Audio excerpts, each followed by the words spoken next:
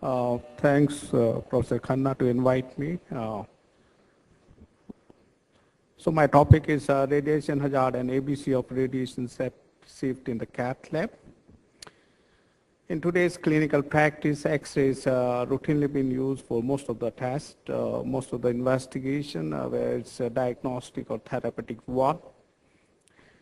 Though we are very much aware about the X-ray use and its beneficial effect in routine clinical practice, most of the time its potential radiation hazard is ignored by the physician for ourselves and also for our patient. If you see in general population, 90% of the radiation dose is because of the X-ray uses from the childhood till the elder age group.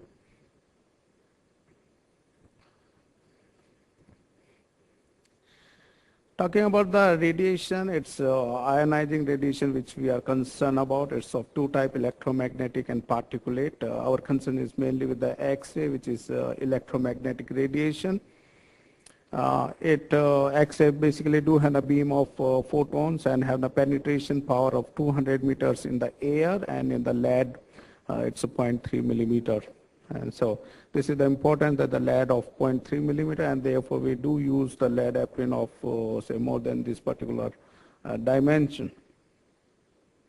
The mechanism of radiation effect because of the X-ray is direct in the form of chromosomal aberration, DNA damage, mutation, and cell death, and indirectly via free radical mediated cell injury.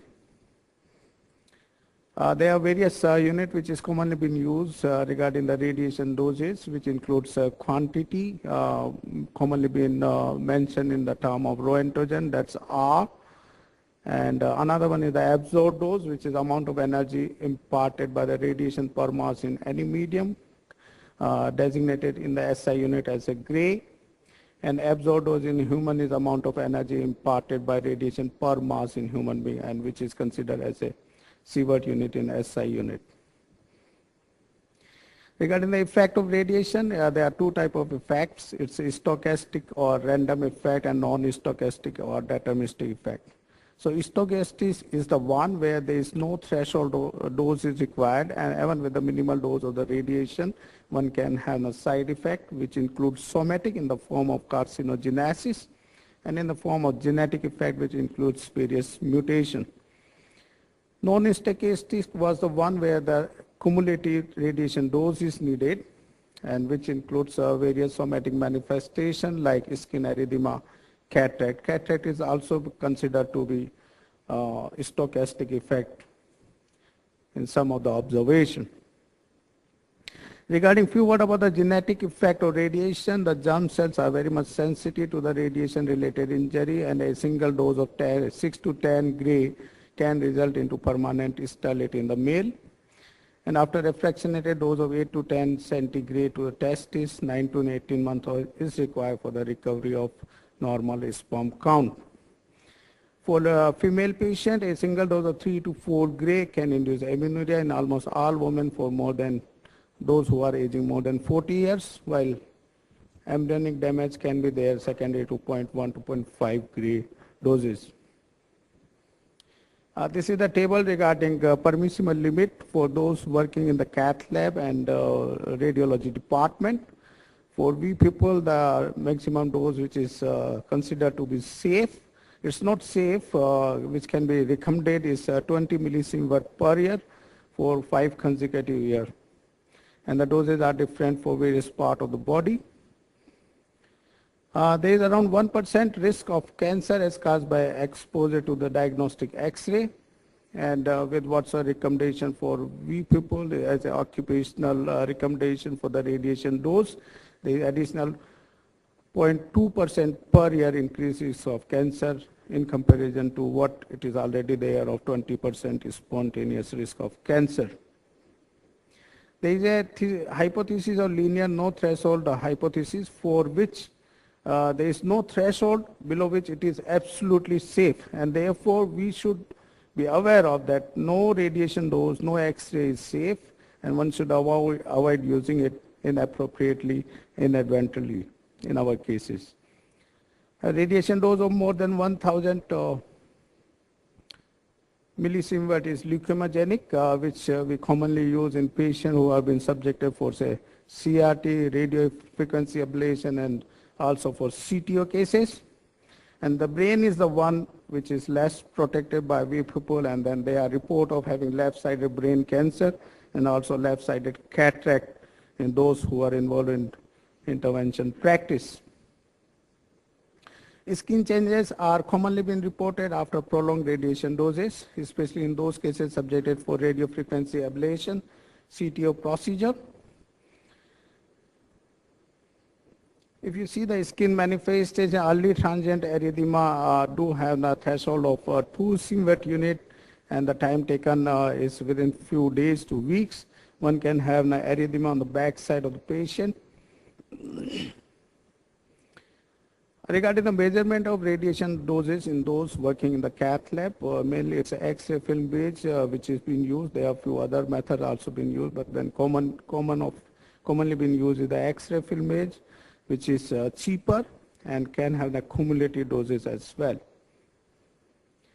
This is the table showing about radiation doses and number of X-ray in comparison to what's a procedure been done. So a simple chest X-ray do an 0.02 millisievert of radiation dose, while a electron beam CT do have a 75 to 100 X-ray.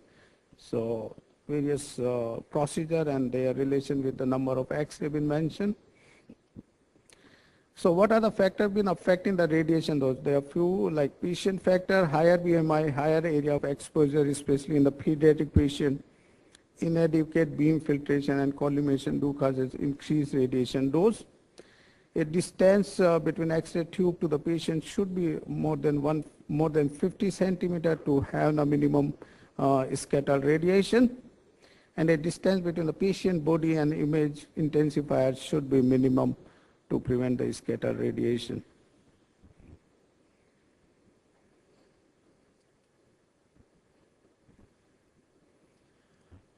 As an operator, we are concerned about scattered radiation because we are not been exposed to the primary beam, which is mainly been directed to the patient, and scattered beam, if you see, is more common, more in the higher doses in those with the oblique view compared to the AP view. So those with the LA or RAO oblique view do have more radiation to the operator as a scattered one.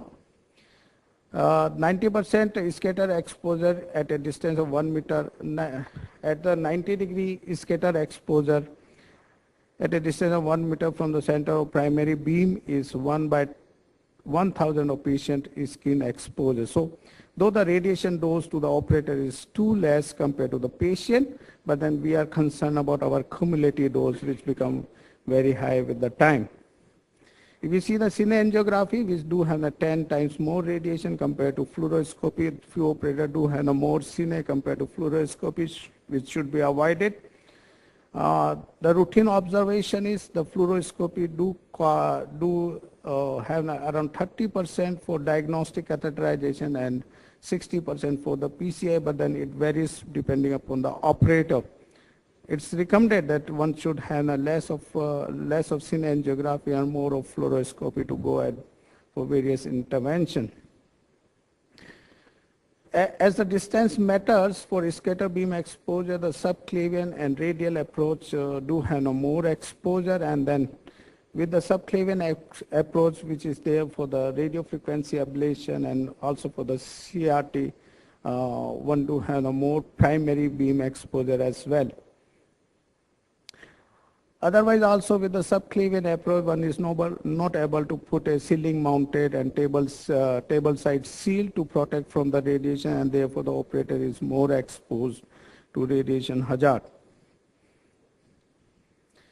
A magnified view also causes more of the radiation, and it should be avoided, and whenever it is, one can go ahead with the non-magnified view.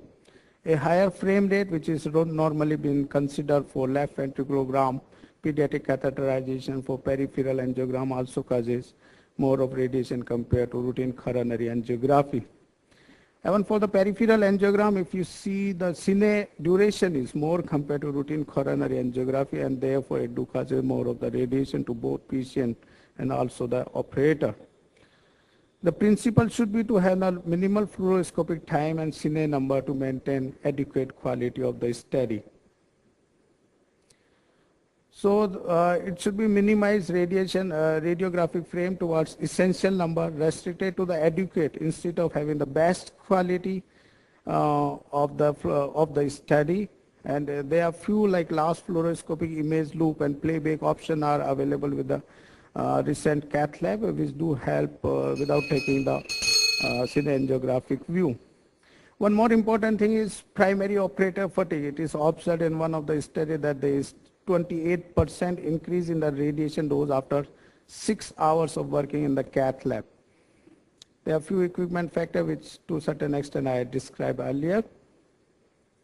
Regarding the protection, it should be, the principle should be as low as reasonably achievable, that is LRA principle, for which the operator dose is directly proportional to the patient dose, and it's cumulative compared to patient which is going to have a single dose. Fluoroscopy is better compared to cineangiography, and there is a rule of inverse square law. More the distance from the source of radiation, less will be the radiation dose to the operator. Personal shielding should be there in form of lead apron, thyroid collar, goggles to avoid the radiation dose. Thanks for the kind attention.